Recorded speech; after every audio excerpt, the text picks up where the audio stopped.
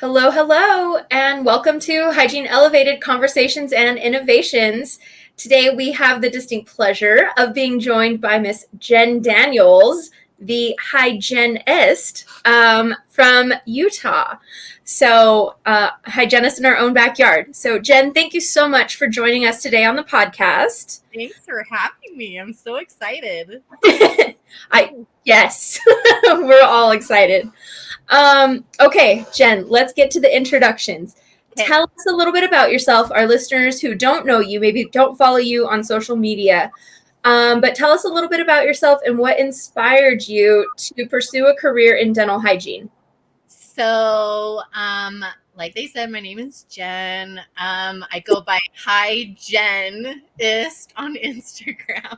I'm not on TikTok because I'm old and I barely understand how to do Instagram. So there's that. And I've been in dentistry for over 20 years. I think I'm going on like 23 or 24 years. I haven't been a hygienist that long, but I've been in dentistry for that long.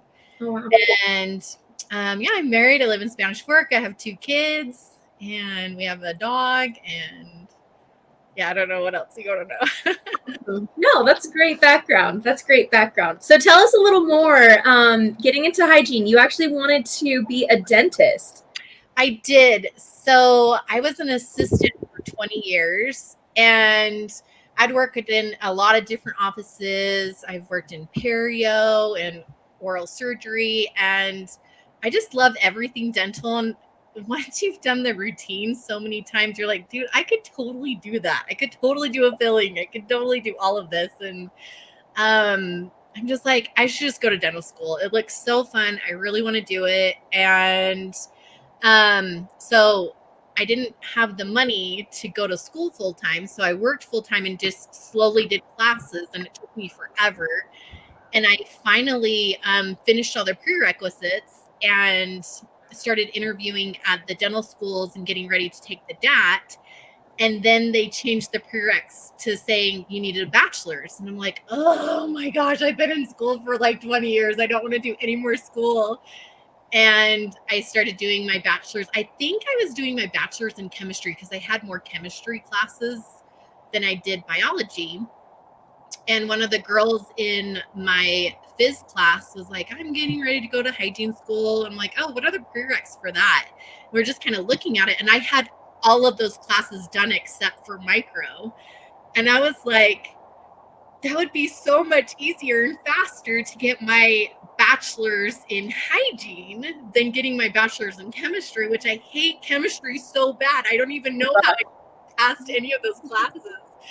And got into hygiene school, and I just fell in love with it. And it's funny because when I was an assistant, the hygienist would always be like, Jen, you need to be a hygienist. I'm like, no freaking way. You guys make me clean those kids' teeth, and I hate it so bad. And I'm going to hygiene school, and I fell in love with it. And I'm like, there's so much more to hygiene than I thought the hygienists ever did. I don't think people really understand how much hygienists do. So fell in love with it, and that's why I'm here. That's funny. I love so much. That's like one of the basic questions we ask is like, all right, what's your hygiene story? What's your journey? And so often, either people were already working or got recruited by a family member or like their childhood dentist. Somehow we're in the dental world already. So we love asking that question. So, what about some memorable moments on that journey to become a hygienist? Like in hygiene school, or like just getting ready for it? Whatever is the most memorable for you. I think just hygiene school in general. It was at least where I was at, Utah College of Dental Hygiene, UCDH, there was 60 girls in my class. And I just think the high stress levels, just like, it just bonds you all together. And I just made some forever friendships in high school, in hygiene school. And I still talk to a lot of them. I still hang out with a lot of them. And I just love the networking. And it's just whenever you go through really stressful situations, I just feel like some of those girls just become your best friends because they know what you went through. And it's just, yeah, we had so much fun. Obviously, it was stressful, but I was in hygiene school when COVID hit. And so that was on a whole nother level of stress, being on Zoom and having to go in and doing clinicals with like 5 million masks on and shields and everything. And by the time you're done with clinic, you're dripping with sweat, and it was just so uncomfortable and hard, and you still have to make up all these hours. And it was just, that was like the most memorable. It's just, it was during COVID, but we still had to see patients, and patients were nervous. And if you got COVID, you had to stay home, but you still had to make up all those clinical hours. And it was just so hard, but we did it. And yeah. Practicing during COVID was hard. I couldn't imagine the stress of school. And just all of the, getting all of your processes done, finding a board patient, like, did I pass this? Did I pass that? Much less COVID on top of that. And we were doing a podcast earlier, with Billy Lund, our clinical educator. And she was talking about the mannequins and how that was such a game changer for you guys, not necessarily in a positive way, like maybe easier because your patient's going to show up, but you didn't know what you were going to be dealt with your mannequin. I never thought of that because I think us older hygienists are like, you have it so easy with your little mannequins. And I never had to deal. That was like when that happened and they were introducing that, they gave our class the option of doing live patients versus mannequin. And it was still so up in the air that I feel like there was like a handful of girls that did mannequin. And the stressful thing about that was they did it and then they didn't find out the results for weeks after if they passed or not. Oh gosh. And so I opted to do a real patient, which again, you still like stress, are they going to show up? Are they going to show up on time? And all of that stress, but it ended up working out. And then the class after us did mannequin. And now I feel like you can do just mannequin and more people are going towards that. And it's just like, it's gotten better and easier. And I feel like the COVID made that more possible for hygienists now to do the mannequin. Yeah. Gosh, way to be such a guinea pig. Jen, you and I both are UCDH alumni. Really? I didn't know you went to UCDH. I did. I graduated 2015. Oh, okay. You need to go look. I'm there every week, and so I need to go look at your picture. I'll have to find you in the hall. Oh, you'll find me. I'm in a couple of them. You're there every week when you go. Tell us more. Well, I'm that nerd in my class that liked school, and I never left. And this is probably going to be a question later, but I eventually just want to stay there. I want to. I've been a clinical instructor there before. Okay. Full-time, but eventually I want to be full-time there. And you can ask like Laura and Chancey and all of them. They like, yep, we know Jen because she never left. She bugs us up. Like, don't forget about me because I'm going to be here working full-time with you guys one day. They're probably like, okay. Jen, I'm going to be there next month. The Monday. Yes, I'm there on Mondays. You're on Mondays? Okay. In Shelly Brown's class, I'm going to be lecturing. You'll have to come stop by. Poke my head in and be like, I'll bring all the goodies. It will be so fun. Yes. Okay. I had no idea that you were one of the hygiene COVID students. Actually, Jen, that was new for me to learn that about you. I did not know. Yep, I'm a COVID hygienist. COVID survivor. Yeah. COVID student survivor.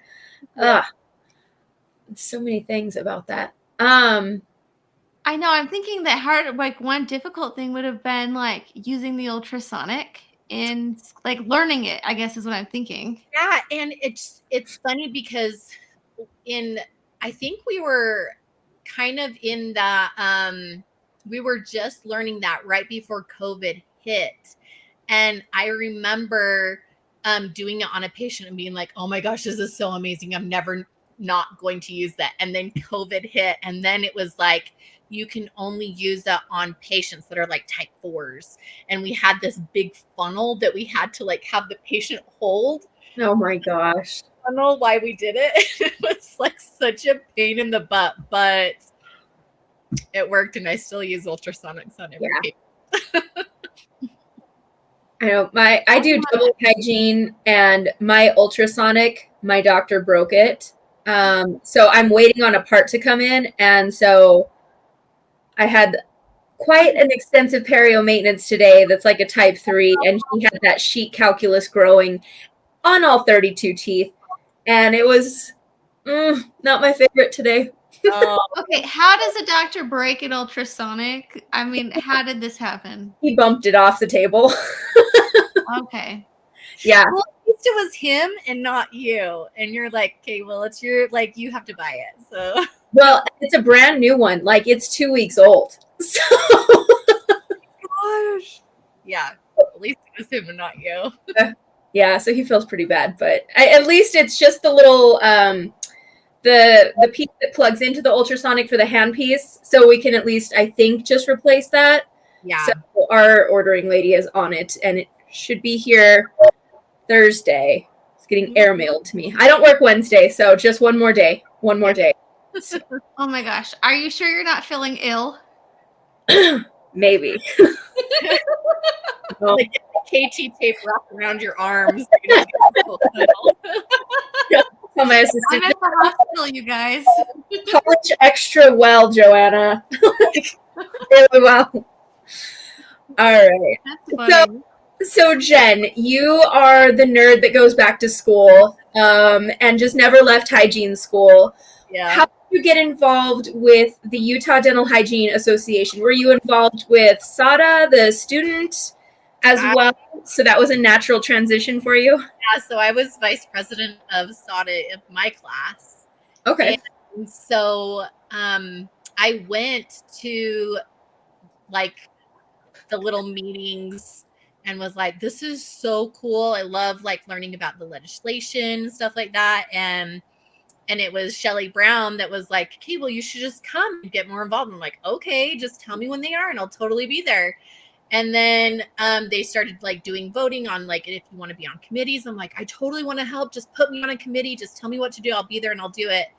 And so last year, Kelly Hubbard was the VP and Angel Harvey was VP elect. And I'm like, just let me help. Like, what do you need me to do? And they're like, just come do check-in and help us with that. And I loved it. And it was so fun helping with annual session. And then I got voted in as VP elect. And so Angel Harvey and I are putting together annual session. And it's been so fun being in the BOT and learning everything about not just like annual session stuff, but like the legislation and everything that Danielle Evans is working on and the really fun and exciting things that we're hoping to like elevate hygienists all over Utah.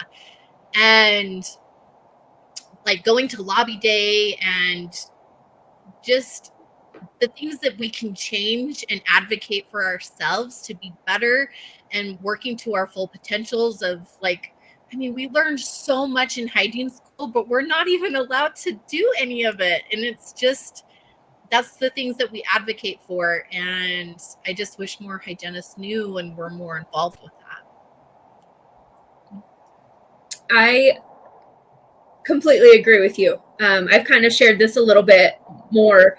I'm not from Utah. I moved from out of state, and I'm from New Mexico, and New Mexico has a reputation for being very far behind the rest of the country, apparently except for dental hygiene. We're ahead of the curve for so many things, which blew my mind.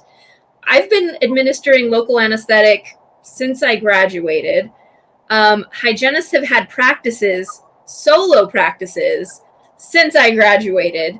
Gosh, they've been doing what other things? I don't think Botox is there yet.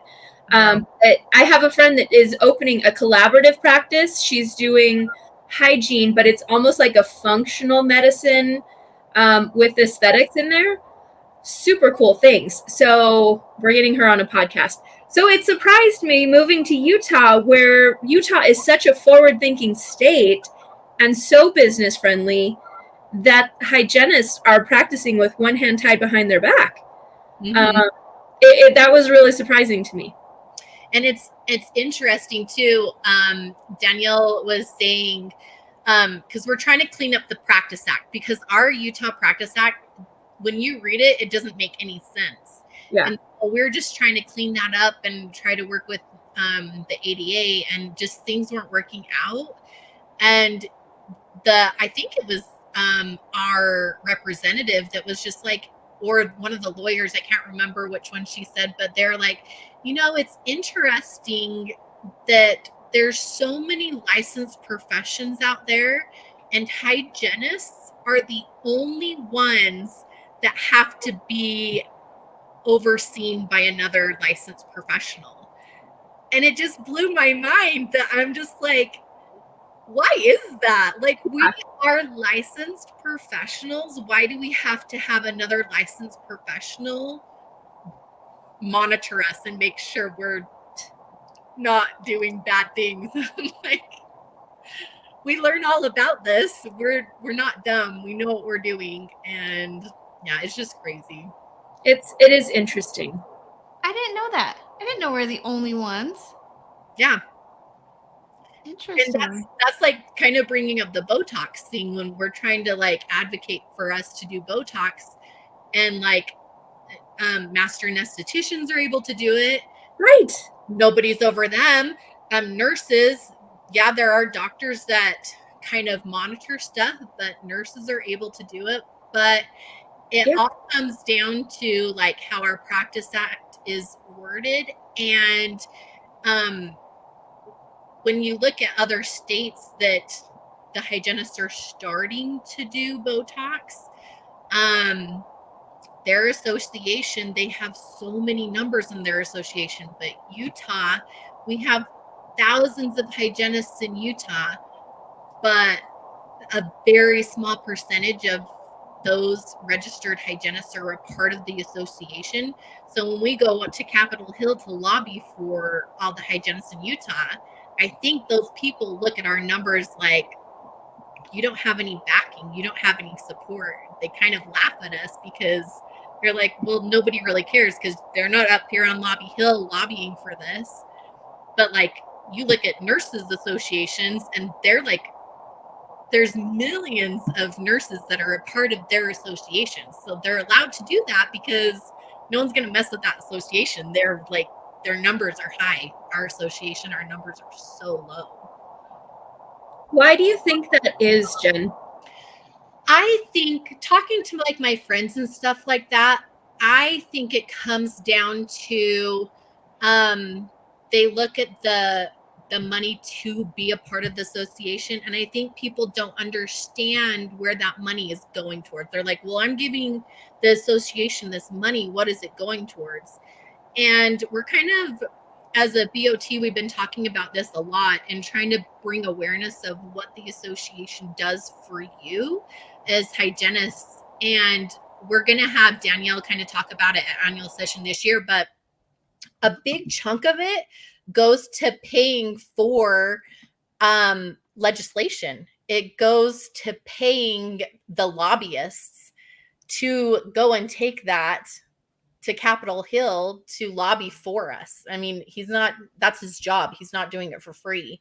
And so we have to pay him to do that. Another one is paying speakers to come and do CE events, and just putting on CE events, period. It takes money to put on these events. And I think if more hygienists understood where their money was going, they would kind of be more willing to be like, okay, yes, my money's be put to great use. I know where it's going. I'll be a part of the association.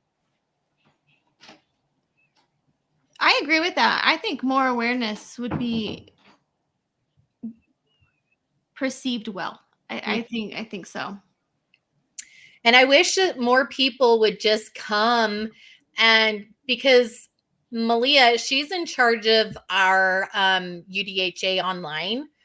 And if like she posts when meetings are being done, and if more people can come to these meetings and learn about it, I think they'd have a better understanding of what the money's being used for, what the association's trying to do.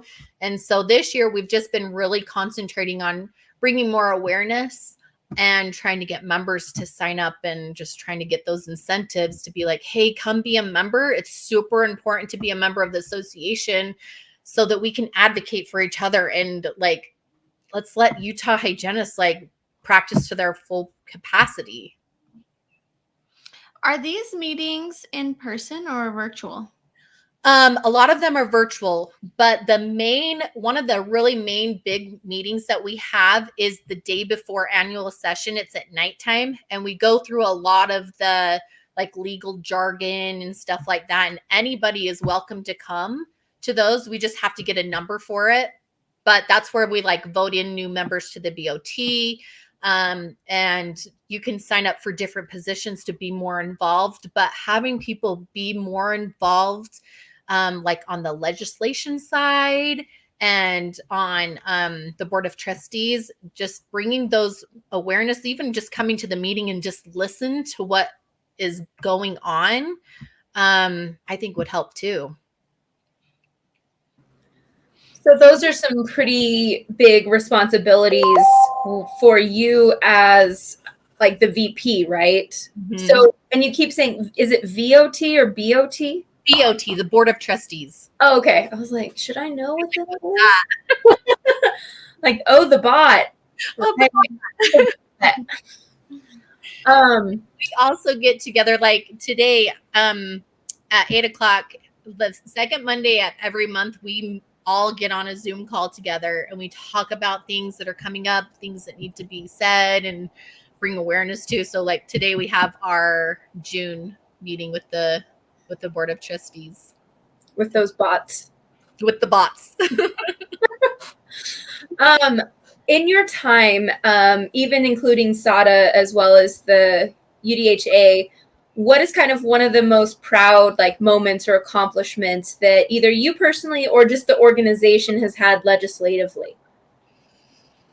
Gosh, right now we're kind of at a standstill, but it was kind of mentioned up on lobby day where our biggest accomplishment, and it's not even an accomplishment yet, it's hopefully something in the works, is we're trying to be separate from ADA.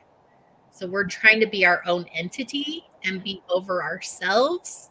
I don't know all the logistics of that. Danielle does, but it's just kind of in the works right now that's happening.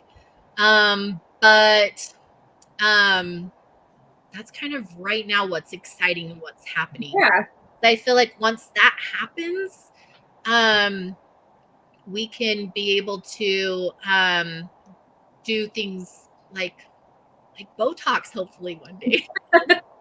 That's sooner rather than later, but until we get these other things out of the way, like we shouldn't have to be supervised to give injections. I mean, we were talking about that, and it's just like, I mean, I had a whole semester on injections, and we had to give so many different injections while being supervised by Dr. Allen at UCDH. But there's a lot of schools that kind of struggle with that because they don't have a DMD or a DDS on staff. They have to hire someone to come so the students can learn to do injections. And that's why they're trying to get, at least in schools, the unsupervised, because they're being supervised by licensed professional hygienists that have done millions of injections. And someone was saying that, I mean, I don't know if this is true or not, but in dental school, they have their course and they're supervised like 1 or 2 injections, and then the rest they don't have to be supervised. But I believe that always have to be supervised. Yeah, there's some things that feel like a double standard, especially considering they're supervising us. Like they're overseeing hygiene, but what hygiene do they have? Not speaking ill of the doctors, of course, but outside of like a periodontist, like what are they really looking at with us? So Yeah. that is interesting. Well, and it's crazy. I've worked at places where the doctor's like running behind and they're like, they call the office, hey, have the hygienist get my patient number, I'll be there. And I'm like, no, they cannot do that. But the dentists I don't think they see it how we can get in trouble for that. They're just like, well, you know how, just do it. And I'm like, okay, Yeah. but if you want me to do it, then you go to the ADA and say I can do it unsupervised. Yeah. No, that it brings up such a valid point. And again, going back to New Mexico, we had, oh gosh, I forgot what it's called already, but general supervision, but I could have a special, not even a special license, but a special certification that if I've been practicing over 2 years and my doctor says it's fine, I can do injections without him in the country. Like it's fine. So like my doctor would go away and do medical missions trips, and me and my other hygienist, we're expected to carry on like he's there, and we did, and it was fine, and people lived, and who knew? And it would make it so much easier for like Danielle and Shelly, like to be able to do their mobile dentistry to the patients that really need it in like these nursing homes or places that people can't really get to offices, but they can't do like deeper cleanings and get people numb so they're comfortable. They just have to do the best they can, where they should be able to do that kind of thing to deliver like the most comfortable service they can. Yeah, no, absolutely. Absolutely. Okay. I was in California last month, and I was speaking with a past president, I think it was, of the California Dental Hygienists Association. I did not know they're not part of the ADHA. That blew my mind. I was like, what? How crazy? What do you know about that? Like, have we about that? I don't know a lot about it. I just know that California it's a different beast on its own. They have their own rules on everything. I mean, even if you're a hygienist that's been practicing for years here and you move to California, you still have to go and do a bunch of testing to be able to be a hygienist in California. So I don't know a ton. I'll have to reach out to my friend Nicole. She's a mobile hygienist down in California. I'll have to reach out to her and be like, tell me the crazy rules you guys have. I remember, 16 years ago when I graduated, one of my classmates was planning on moving to California with her boyfriend, and she had to take the board, and you had to have an assistant suction for you. You had to like pay that assistant. Like it was stuff like that. I was like, oh, what? You have to take all the tests over again? That's ridiculous. Yeah, I don't know if it's the same, but yeah, I have another friend that's getting ready to move there. I'll have to ask her too. Crazy. It just makes me never want to move. Right. I mean, California is beautiful, but I think though it's kind of a great example of change can happen. Yeah, we were able to be their own thing. I feel like there's a lot of hope for the other states to just be more forward for hygiene. Yeah, because it serves the population. It's not just self-seeking. It's we want to be able to practice better, to provide better care, and practice to the full extent of our license. It's not, I'm going to make so much money. Like, yeah. Well, and I feel like also that, like when we're trying to change and advocate for ourselves, I feel like the older generation of dentists are feeling threatened. Like we're trying to take over the world, and that's not what we're wanting to do. We just want to help people. And if we can get out of underneath this cloud of supervision that we kind of really don't need, I mean, I'm not going to go diagnose stuff that I'm not supposed to diagnose. I get that. But I was trained in hygiene school very well on what perio looks like. And I know how to diagnose perio. And I'm pretty sure going to dental school, you didn't get the perio education that I did. So that's just crazy to me. I know my doctor's a new grad, and we've worked together almost a year now, and we've really had to like work out our dynamic. And he'll give me a hard time sometimes. He's like, "So who's the doctor here?" And I'm like, "I'm just pointing out obvious things. I'm not saying decay." And so he'll give me a hard time about like when I'm going to go to dental school. And I was like, I have zero desire to fix a tooth. I have zero desire to pull a tooth. Like you all day. That is you, my friend. Oh, yes. So, no, I don't want to step on your toes. I want to do what I'm good at and not be told what to do. The doctor that I work for, he makes fun of us for saying, we saw that this place, it looked a little suspicious, and he's like, so decay. And like, he always pulls us aside and he's like, don't say suspicious, just tell the patient that's decay. And I'm like, except for I can't. Right. Get in trouble, like that's beyond my scope of practice. And he's like, it's decay, you can tell the patient and warm them up so that they're not going to have a heart attack when I say you have 20 cavities, when you can already tell them you have several cavities going on. And I'm like, I'm just going to keep saying they look suspicious. You're like, Jen, one of my little go-to phrases is, this looks like a cavity. Look like a cavity. Yeah. Say like, I mean, I'm not a dentist. Right. Something's going on here. That kind of looks like an abscess. Going on here. It'll be the doctor to let you know for sure. Yeah. This is where I love AI. Like we use Overjet in our practice, and I'm like, so Overjet and I are not a doctor, but the two of us agree that this looks pretty sus. So bad. That looks amazing. I want it so bad. I love it. I was a little nervous when they first rolled it out because I was like, ugh, because I work for a DSO, so I didn't know like what's the angle here. But oh my gosh, if our internet goes out and I don't have AI, I'm just like, I can't today. Like, I'm sick. I need to go home.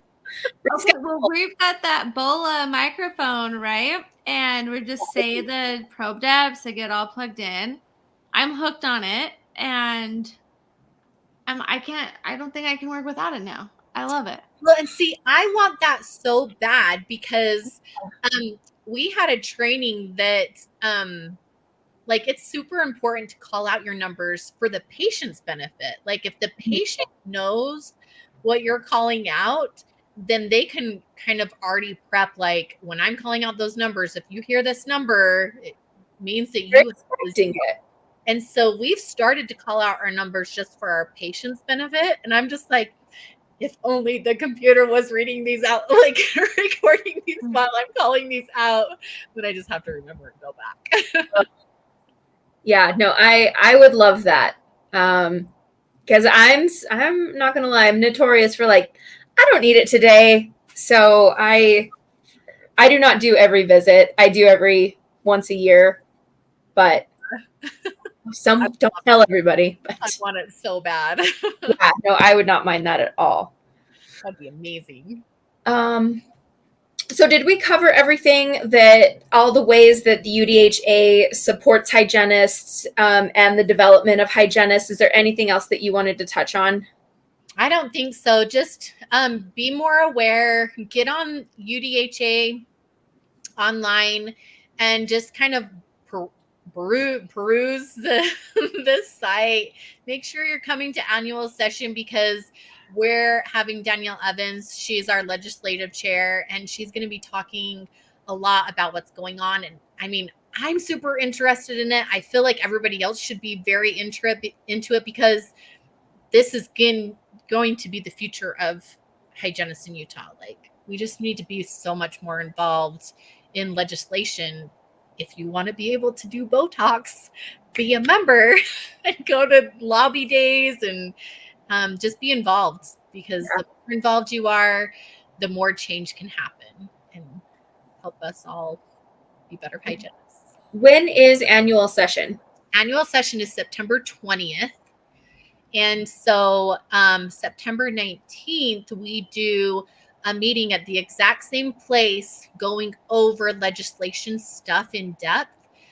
So if you want to attend that, you can reach out to me or anybody, or like even message Malia on ADHA online and just say, hey, I want to be more involved. Can I come to this meeting that's the night before the annual session? And she can kind of give you more information about that. But it's going to be super fun. We've got some really good speakers coming.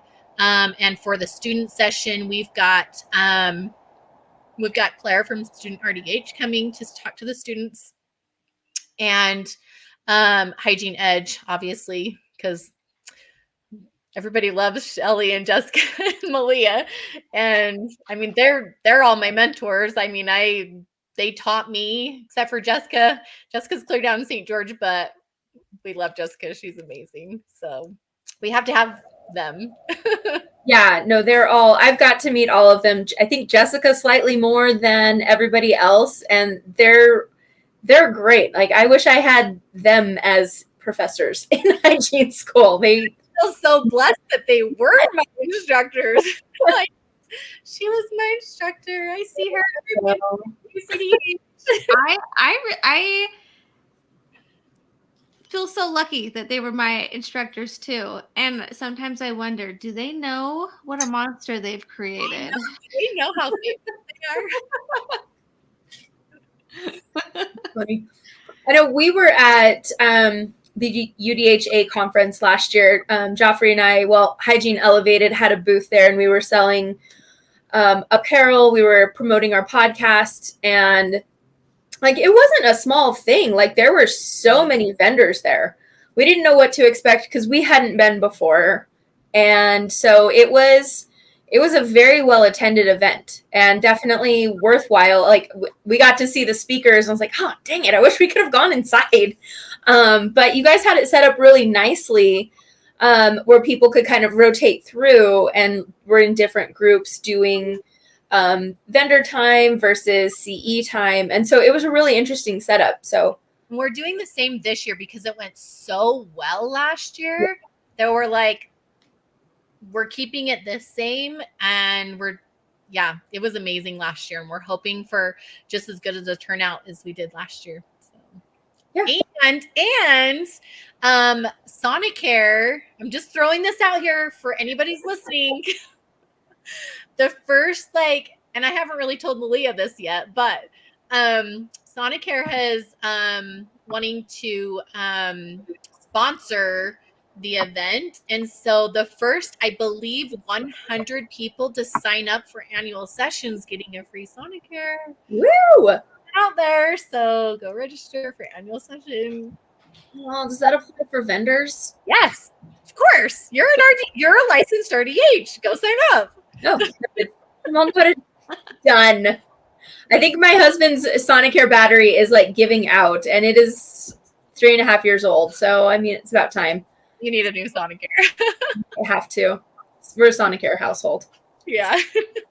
I don't know. I feel very loyal to a different brand. Like an outsider. I have both. And so back and forth. I had both, and no, I have made my choice. That's fine. What's important is we're all team electric toothbrush. As long as we're all using electric toothbrushes. Yes. Timer, and you use it properly. That's what we. Okay. Speaking of clinical practice, Jen, I enjoy following you and watching all of your clips that you do. And I feel like your staff, you must have an amazing staff because everybody plays along. You guys like a lot of outreach. They humor me so much. It's funny because I work at Elevated on Wednesday, Thursdays, and Fridays. And I have about like 5 cups of coffee before I get there in the morning. And so when I come in, I'm bouncing off the walls and everybody's like, oh, Jen's in the building. And so I'm like, hey, get ready. It's video day.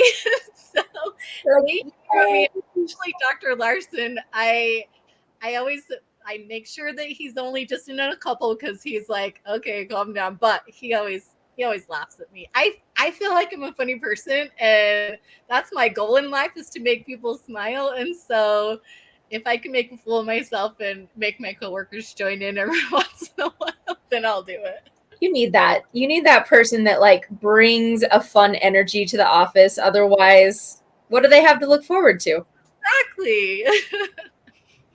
I hope they like it. They say they like it. So So how do you feel like this works with your team dynamic and the patient care, kind of creating that positive environment? Well, and it's interesting because Dr. Larson has just created this office. We go into a lot of training. We do a lot of extra training. We do a lot of extra things. And the office is very much, it's very much a positive atmosphere. And if you're not bringing positivity, and if you're not, if you're just kind of like a fuddy-duddy, it's just kind of, it's not the culture for you. And we pride ourselves on having a great culture at Elevated. We have a bubble board, and I don't know if you guys have ever heard of the bubble, but it's just basically kind of like, when you're coming to work, all of the outside noise that you can't control at that minute, you just need to leave it there, and let's focus on what we're doing here and now. And we're very patient centric. So kind of an example is, like, I have kids, right? And I'm always worrying about them.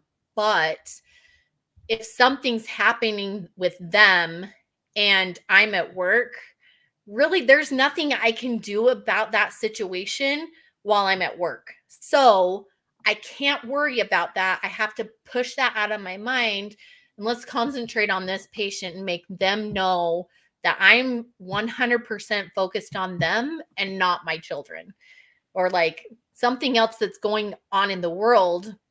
I mean, you can put this into your daily lives, is if it's beyond your control, you just have to push that outside your bubble and not worry about it, because nothing you can do can make that situation better or fix it. So, and it's hard to do, but you have to just push it out. You just have to push out that negativity. And if there's nothing that you can physically do, then you just have to not worry about it. And it's hard to do. It's hard to say that. But once you like get in the routine of like, oh, I'm stressed about this because this is going to happen, I always say, okay, but even if this is going to happen, can you do anything now to make it not happen? And people are like, well, no. And I'm like, okay, but you can't think about that. You can't stress over it, because stressing over it's not going to change it. And there's nothing you can do to change it. So let's just get back in your bubble and push that outside your bubble, and only concentrate on the things inside your bubble that you can control. I can control myself. I can't control others. So they're outside my bubble. I can control how I react to a situation. I can control what's happening in my operatory. So that's the idea of the bubble, is just things that you can't control. It's hard, but you just can't stress over them. You can't think about them. Just focus on what you can control and stay in that bubble. And then just being patient centric, we're very, we want all of our patients to feel like they're the VIP in their moment of their appointment. And so even if I'm running behind and my next patient's there, I'm not even worried about that situation because someone else is dealing with that situation for me, because I can't do anything at that moment. I'm going to concentrate my full efforts on the patient I have in front of me, because they're the most important person in my chair right at that very moment. So that's Elevated. And as far as the team goes, we have quarterly meetings that we all get back on the same page. If something's going wrong, we all come together as a team to try to fix it instead of trying to fix it individually. It's better if the team is involved and we can all come together and fix it, because it just makes a better work environment altogether too. I definitely resonate with the bubble theory. Like that is, I feel like my approach to so many things, like what can I control? What can't I control? If I can't control or have any influence over this, try not to think about it. Like if there's nothing I can do about it, there's nothing I can do about it. Is what it is. If I can't make a list and write it out, forget it. It's done. I love lists. Lists. Yes. I'm trying to decide if I'm always in my bubble or I can't decide. I don't think I stay in neutral in my bubble very much. And if you've never heard of it before, it's like it just gives you pause in thinking about it. It's a very strong concept that you can either in your work life or your home life. And it's just like I try to teach my kids that they're still pretty young, but like when they're like, I had a bad day, and I'm like, okay, well, why did you have a bad day? And they'll say, well, it was just too hot. And I'm just like, okay, well, what could you have done to make it so it wasn't so hot? And they'd be like, nothing. I'm like, exactly. So it's going to be hot, but you can't change that. But maybe you can splash your face with some water. That's something you can control. Like, it's just trying to teach those concepts. And it's hard to stay in that bubble. It's hard to think that way. But I think it's healthy to think that way. And like, it's kind of introspective of like, okay, if I can control or if I can contribute to like this feeling, I think it's like empowering because you're not expecting something of like this outside source to fix all your problems. It's like, okay, this is the problem. This is how I can fix it. Like you're creating problem solving skills. So I think it's healthy personally.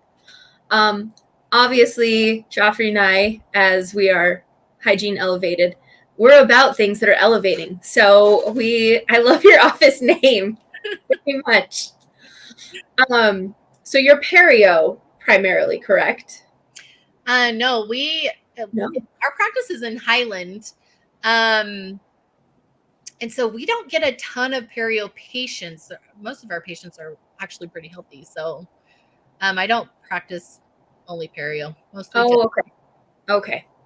I was going to say, so that's perio. I've worked in a perio office. I was an assistant as a perio office, but that was a long time ago. But it was fun. I learned a lot of things. Okay. I recently, just over Saturday, learned about the pinhole technique instead of like grafting. Yeah, I thought it was really interesting. I don't know much about it still, but the concept was interesting. I have always thought, I mean, I'm sure we all have these thoughts, right? Like, who was the first to think, oh, what if we take a tissue from the roof of your mouth, slap it somewhere else, it'll grow? Like hope it grows. Yeah, I hope it grows. Let's just see what happens. Like, who volunteered for that? Yeah. Oh my gosh.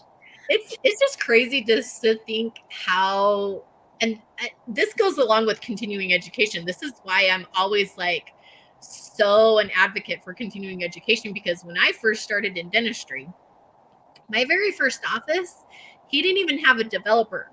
So I had to take the x-rays and go hand develop the x-rays. And now I have digital that pops up on the screen in 2 seconds. And I'm just like, it's just a continuously advancing field. And I just can't gobble up enough education about. I love learning about new things. Like when the iTero came around into our office, it was a new thing. And I was just like, this is like groundbreaking. Like, obviously it was meant for scans for Invisalign, but there's so much patient education that I do off of just the iTero scan that like I use it more for patient education than I do for Invisalign. We do still do a lot of Invisalign, but I do a ton of patient education off of the iTero scans. It's like an intraoral camera, like, I mean, it is a camera literally taking thousands of photos, but I'm just saying the same output of patient education, that image, so many people are visual learners. It is so nice to be able to show them what their mouth looks like. Yeah. I had somebody with like this hairy black tongue the other day, and I'm like, snapped a pic. I'm like, that's what your tongue looks like. And he's like, oh, I had no idea my tongue looked like that. I'm like, what? How did you not know that? Patients crack me up sometimes. Crazy. Oh, just don't look at your tongue ever? I'm like, do you not, like, that's part of my routine is brushing my tongue. But I mean, you get those patients that are like, how's your brushing? Do you brush your tongue? No. And I'm like, what? You don't? That should be part of your routine. Yeah. Well, what I recommended for him was Guru Nanda's metal tongue scraper. I'm like his tongue was so bad. I'm like, you need like a heavy duty, like go get some tongue gel, go get the scraper, the brush. Like, I'm a nerd that like, I'm like, yes, this is so cool. Let's take 1 million pictures. And I'm like, do I have your permission to post this for educational purposes? Yeah. I'm that person. And they're like, sure. Yes. Oh gosh. I do appreciate. I love seeing other hygienists like post like before and afters and fun things. I'm like, oh yes. That's all my camera roll is before and afters. Well, I thought all your patients were healthy, Jen. Just kidding. But like lingual bars, like I've been doing a collection because I want to do a reel on before and after lingual bars. And I have a hate-love relationship with lingual bars because obviously patients can't really clean them very well. But when patients have like a ton of calculus, like that's the most satisfying like before and after picture on a lingual bar. It's like, ah. I love it. Yes. No, I totally get that. Gosh, okay, lingual recession with a lingual bar creates so much havoc in my life, like, because when there's not the recession and you clean it all off, the patient can recognize that it is smooth. But sometimes that lingual recession, the teeth are so rough and they're just like, it feels rough now. It still feels rough. And I'm like, that's just your tooth. There is nothing there anymore. And I was like, let's take a photo. I'll show you. But that is the life of me when there's a bar and recession back there. Oh, get a good pic of one of those for me, would you, Jen? Oh, I'm sure I have a couple. I'll be like, this is what Joffrey was talking about right here. Mm-hmm. Tag us both. Okay, so we talked about clinic. We talked about some of your career aspirations, but like looking ahead, what specifically with the UDHA, do you have any aspirations within the UDHA? I just want to make sure I'm continuously involved. I wanted to go to Danielle and be like, can I just be your personal secretary so I can always be involved with legislation? I just always want to be involved. But even when, like, so being vice president, it's like you're vice president elect and then you're vice president and then you're on your way out. So you're it for 2 years. I don't think I'd ever want to be president. That's just really scary. And Brenda, our current president, is so amazing at it. I'm just like, can you just be president forever? Because she's amazing. But Kim is coming in and she's going to be an amazing president. But like just staying involved, I think I will always go to those meetings. There's still so many past presidents that are always there, and just being involved. I just always want to be involved. I want to always be advocating. I will always go to lobby day and help advocate for Utah hygienists. I love that so much because at the beginning, before we even hit record, I was telling you, Jen, somebody told me I need to get involved. How would you recommend, if there's somebody like myself or maybe somebody who's listening that wants to get involved, but just a little bit involved? So I would recommend coming. There's the annual meeting the night before annual session.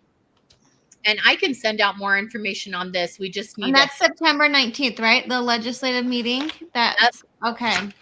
And just sitting in on one of those meetings to kind of get an idea of what positions are available, because at that meeting, you can either volunteer or people nominate you. That's how I became vice president, was someone nominated me.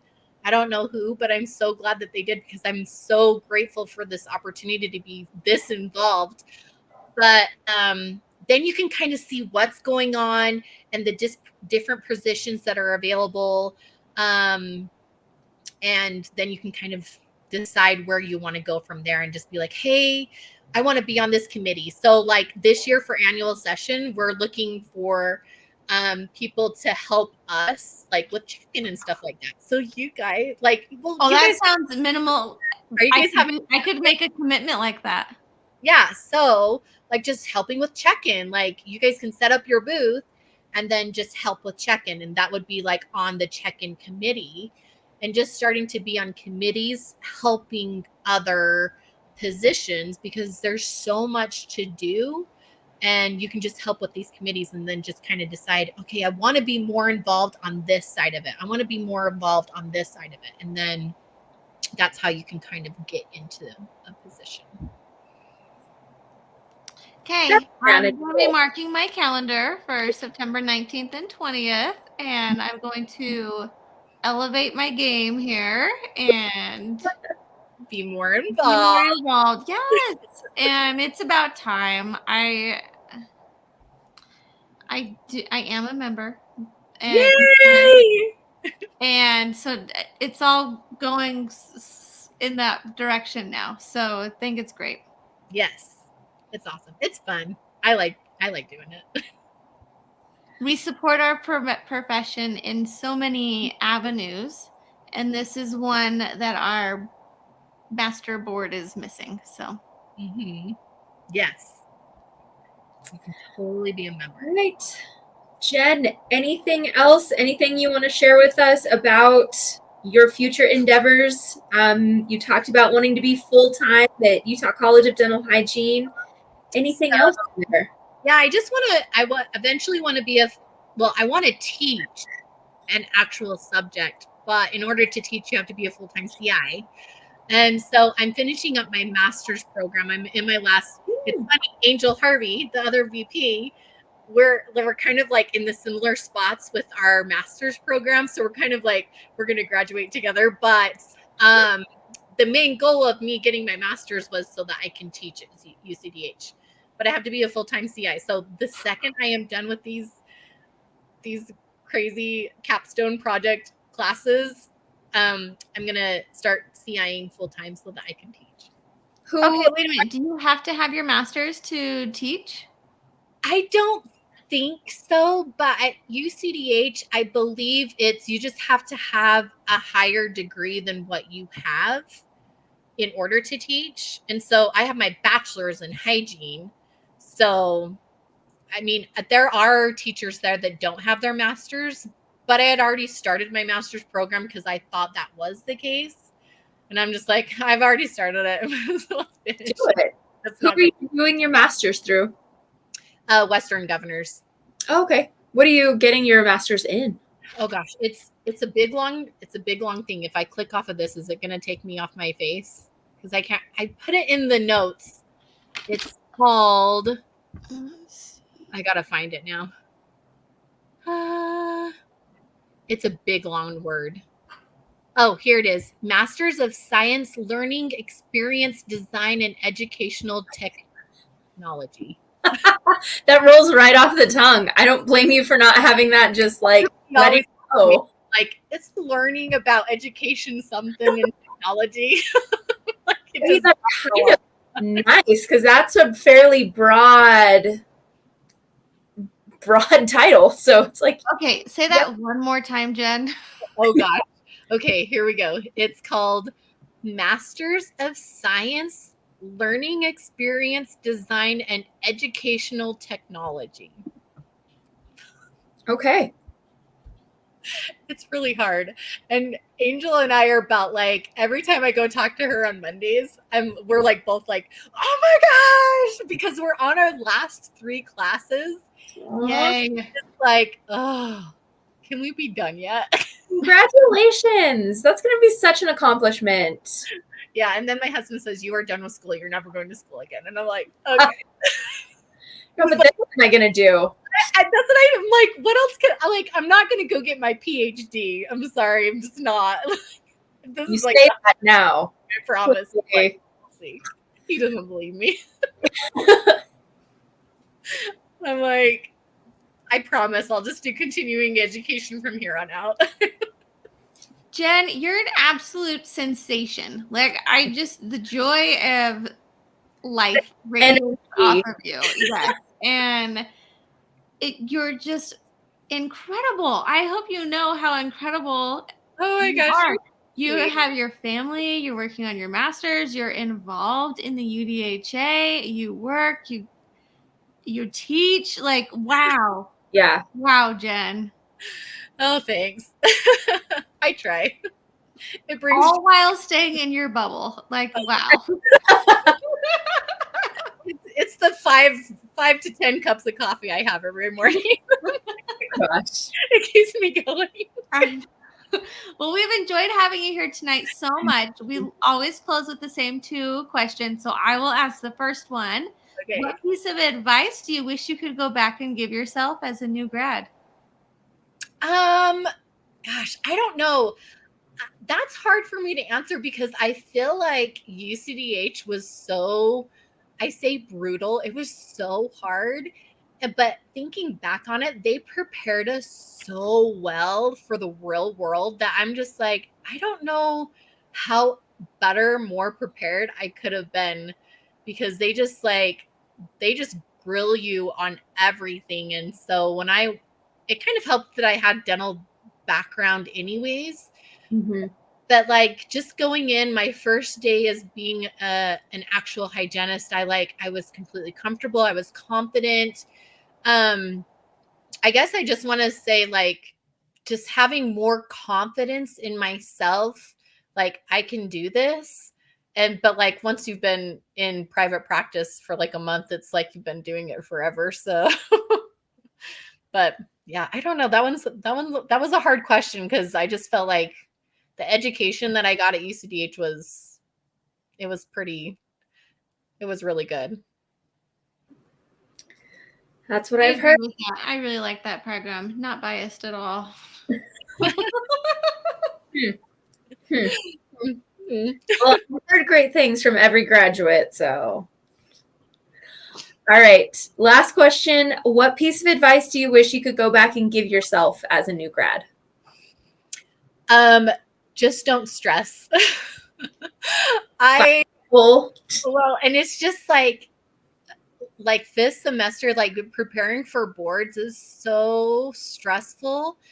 And poor Laura Green, I was like crying in her office probably on a daily basis. Like, and she's probably like, come on, get it together, girl. But I was so stressed about passing boards. And then when boards was over, you're just like, what was that? Like, it had nothing to do with anything. Like, I totally failed. And then it comes back passing, and then you just like sob because like all the stress of like written boards is just like, I still had clinical, but I wasn't worried about that. It's just like the biggest test of your life that you've been basically studying for the past 2 years. Like, just that, like seeing that pass and like all the stress just melts off you and you just burst out in tears because you're like, it's over. It's done. Like, but if I could just go back and be like, it's going to work out. Like, I'm a huge believer of everything is like everything happens for a reason. Mm-hmm. And so if something happens and it's like the biggest stressor of your life, like at the end of the road, like you don't see that, but looking back on it, like it all worked out the way it was supposed to. And I wouldn't be where I am today without all of the things that have happened to me throughout life. I think Joffrey and I definitely can reflect on that. Just in our short journey together at Hygiene Elevated, you know, where we've come the last 2 years, much less the last 1 year professionally, is so crazy. And all of those steps, like everything you go through, every closed door, every open door, it's just amazing where it takes you. So and you can't stress about the ones that close because they're not meant to be. Yeah, Meant to be. you don't know how, like, the silver lining of it. Like just everything in life. Like if you were fired from a job and you're just like heartbroken over it, like there's a silver lining to that, and that just isn't where you were supposed to be, and you just needed to move on. I love it. All right, Jen, thank you so much. Thank you for having me again tonight. Hi.